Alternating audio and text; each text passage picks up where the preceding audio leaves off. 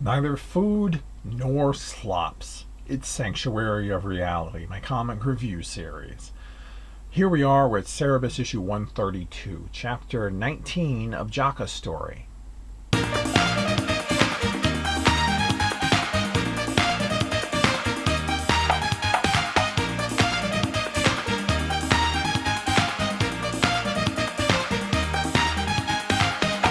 Jaka asks her former nurse why she's there, since she was a Cyrenist. Nurse explains that her status as an illegal immigrant from Boreala led her to leave Palnu and come to East. She's only imprisoned under suspicion of having forged papers, but when the truth is discovered, well, bad things will happen. She asks what Jaka did to get arrested, and Jaka explains that she was dancing in a tavern, and when she mentions she claimed diplomatic immunity for herself and her husband, Nurse reveals that since Rick isn't from Palnu, the pact doesn't apply to him. If he had a job, he might have a chance.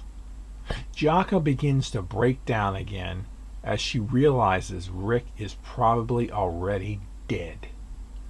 Nurse sings her the Palnu national anthem, which calms her down. It seems Nurse used to sing it to her endlessly every night during her time recovering from her head injury. Even Nurse begins to cry as she recounts her time watching over the near-dead young Jaka and how she eventually woke up singing along to the national anthem. The next day or so, Jaka is roughed up by the guard for not sleeping on the bed again and is chastised for not eating or making slops. Will Nurse give the guard what she's looking for? In the Jaka story excerpt flashback, young Jaka continues to basically roll her eyes at the actions and memos from the Department of Women's Affairs in Palnu. One day, she receives a key in the mail from the Department of Don't Tell Astoria. Where does this key lead?